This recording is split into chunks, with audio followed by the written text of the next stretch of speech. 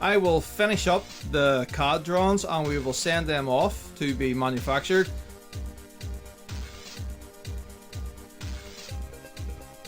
And here it is, our 2-player joystick. This is the top section of it here. The rest of it is sitting over there. I have it sitting on the 2 side bits here just to give you some idea of how big it's going to be. This is 3/4 of a meter, 750mm. It's a nice size. So in today's video, what we're going to do is we're going to fit all the buttons, we're going to fit the joysticks, we're going to wire up our KM Tech AmiArcade boards. Here's all our wires we're going to be using.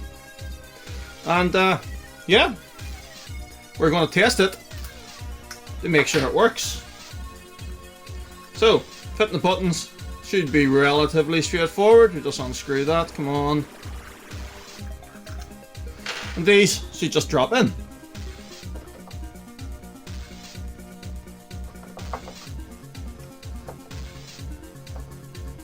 Son of a...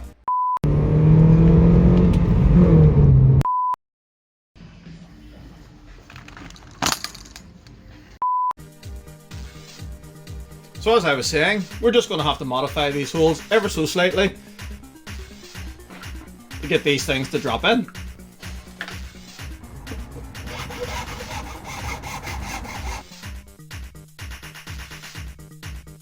Two hours later. Right, I wasn't expecting to have to do that, but they now fit. I've left the holes slightly tight so that these will screw down in. If anything, that will just help hold them in place.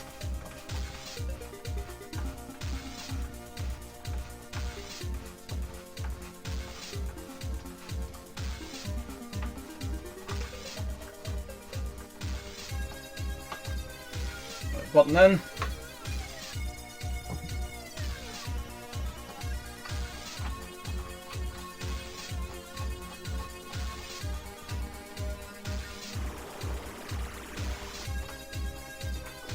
I can put the switch on.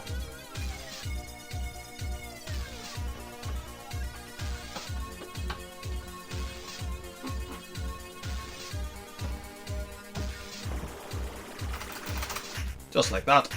Right, I'm going to get all the rest of them in.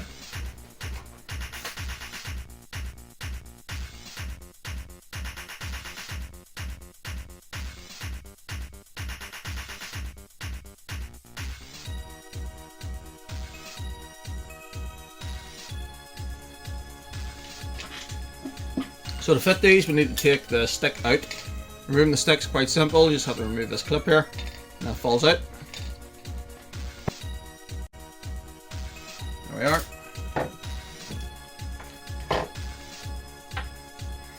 That's that. You can see this was glued in before. We're not going to do that just yet, because we have to get this finished first, but we will be gluing it in eventually. Right. As you can see, I have got the bottom of these cut out slightly. This recess here, that's the size of this. So this should just drop in.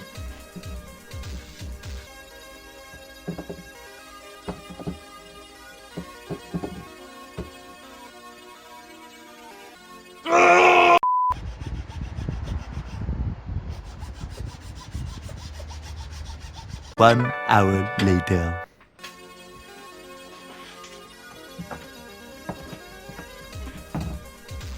Right, that was a bit more work than I was expecting. The last thing to fit is this, for the trackball. That's where the circuit board's going to go. But we need to modify that slightly. If you remember from the last video, we need to take some of the switches off it in bits and pieces. So I think what we'll do next is we'll crack out the soldering iron. We'll start working on the trackball, and we'll put the AmiArcade boards together. Okay, so the AmiArcade board, let's assemble this first.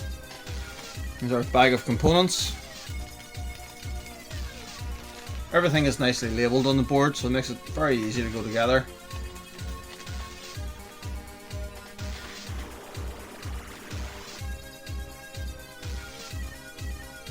Managed to cut myself putting this thing together. I don't think I've ever completed the project without cutting myself, but anyway. Right, so there are a bank of resistors to go on here. Let's do the top one here first, which is the 100R. And everything you get is very nicely labelled, as you can see. There's our 100R resistor. That goes in there. Let's get it fitted.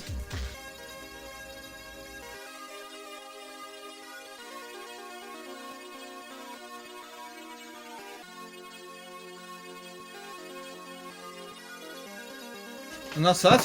One down.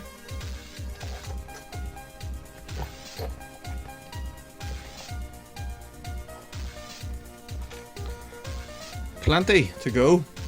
Right, let's get all this put together. Okay, so there's all the resistors on. Let's get the capacitors on now. So we have 4 ceramic caps to put on and 1 electrolyte cap. The ceramic caps, doesn't matter which way they go around, so just go in there like that.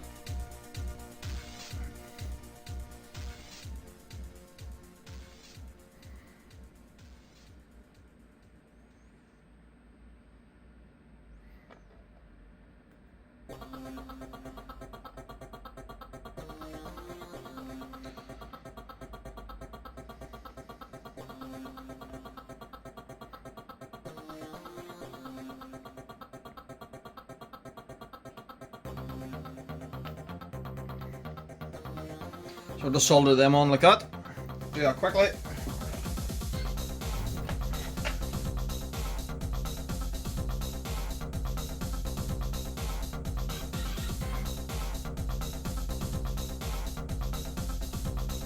Okay.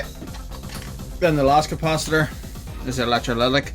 Now this one is important which way you put it around. The stripe on it here represents negative, and you can see on the board here they put a small plus to this size, so we'll put the negative to the other side.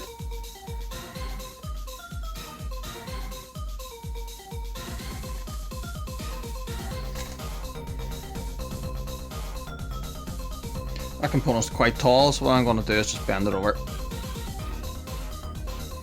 We're just going to install it like that.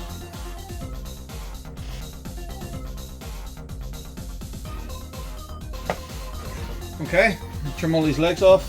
Now the last thing is the 2 ICs. There's actually just one other thing to do before we put the 2 ICs on. See this point here? It looks like a large resistor. According to the instructions we get, we need to run a jumper just between these two. So we're just going to use one of the legs that we cut off, one of the resistors. And that will go between there and there. Just like that. Right, let's get that on.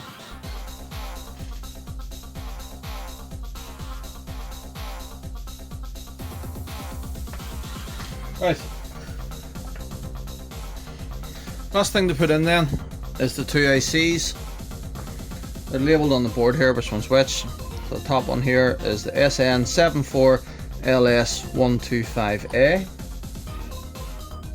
which is this one here. And for orientation, you can see that we notch on the diagram here. That lines up. So we notch in this, if you can make that out or not.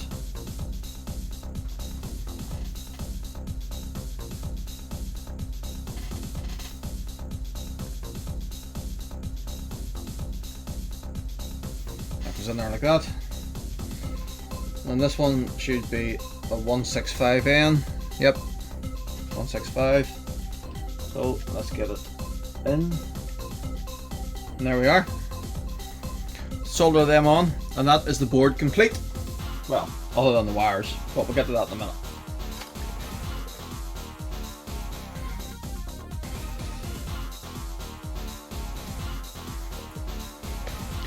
Okay, that should be it.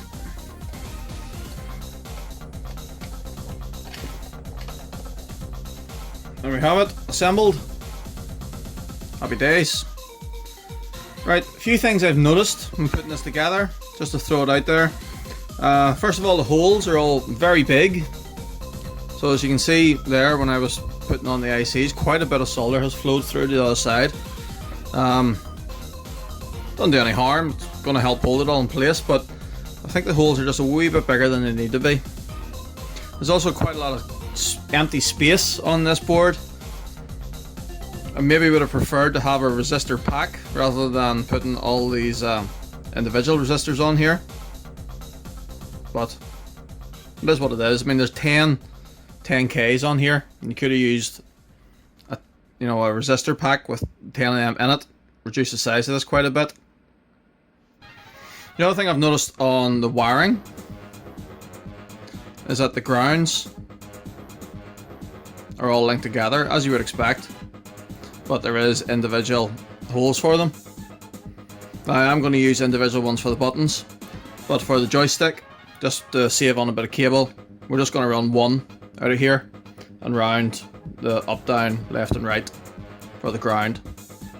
Just run the one wire round the 4 of them. It'll just make it easier. There's also buttons here for an L2 and an R2, which I can't quite get my head around, if I'm being honest, because there is no L2 and R2 on the CD32 controller.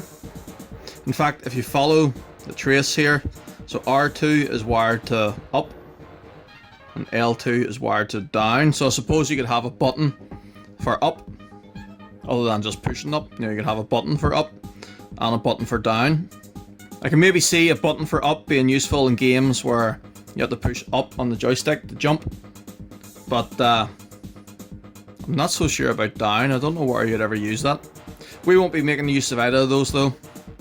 We're only connecting up, down, left, right, and the 6 buttons. Right, speaking of which, let's get some wires in this. Okay, so as we said in the last video, we're going to recover the cables out of the old arcade stick that I was using for the buttons and whatnot, and here's some of the cables we're going to be using for the joystick. So this is the way the joystick was done in the other controller. As I was saying, just the ground wire was looped around the up and down, left and right. So I'm going to do the same here, just to save on wire. That's going to go in there. And we'll make that off in there. Then I'm going to use these 4 colours for up and down, left and right.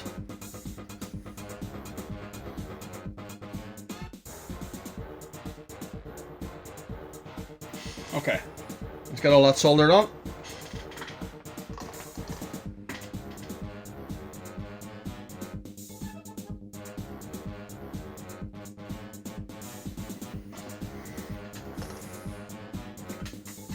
Okay, that's that connected. Right, I'm going to do the wires for the buttons then. And we're color coding those. Red, green, yellow, blue. And we're just going to use greys then for the shoulder buttons. Right, I'll get all that wired up and then we'll be back. Okay, so there's all our wires attached. So the only ones we're not using then is L2 and R2 and pause. As I said in the last video, I think, there's no games that I can think of anyway that require the pause button on the CD32 controller, so we're not going to bother with it. I'm only going to have the 6 buttons. So I've got yellow, green, blue, red, R1 and L1. Right, last thing to do is to connect up to the DB9 that goes to the Amiga. Now they do give you a length of wire and an end as part of the kit, but I bought this instead. I'm going to use this, so we'll just cut off the end that we don't need. We'll need to just quickly trace where all the wires go to, but that should be easy enough to do. And then solder that up. We can then get it together and we can test one set of our buttons and joystick. So let's get this together and let's get it tested, because this is starting to drag on a bit.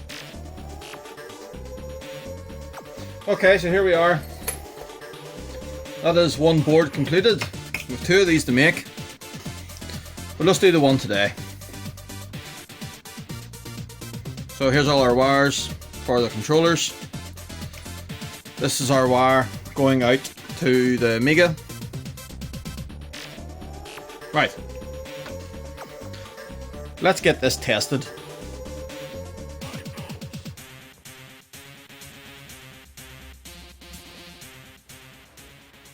Okay, so we've come in the house now. We're putting up Guardian here. My CD32 is just in here because I was using it on the big TV. We have this side of the controller hooked up. Here's our AmiArcade board that we were working on. So, let's test it out.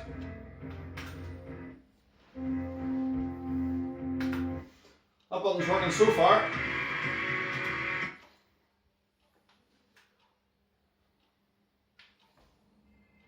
Right, let's test the joystick first. Down works, up works, right and left. Okay. There's one of the shoulder buttons. That's working. Let's try the other one for reverse. Yep.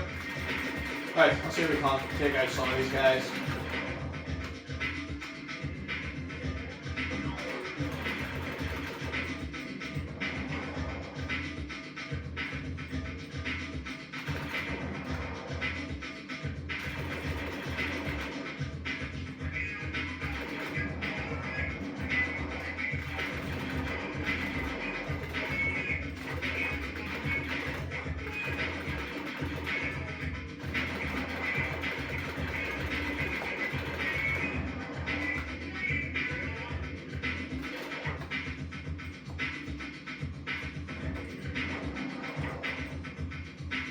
Let's see if our smart bomb button works.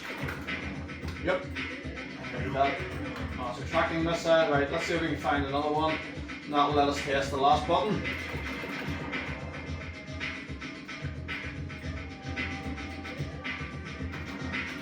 Yep, that works. Right. Where's the last guy?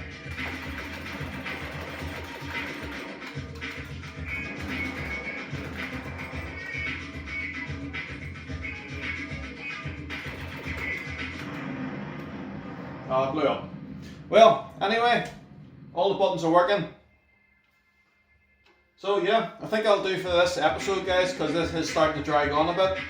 What we'll try and do is get back midweek and get another episode out in which we'll sort out this and we'll connect up the other AmiArcade board to this side so we can test the whole thing.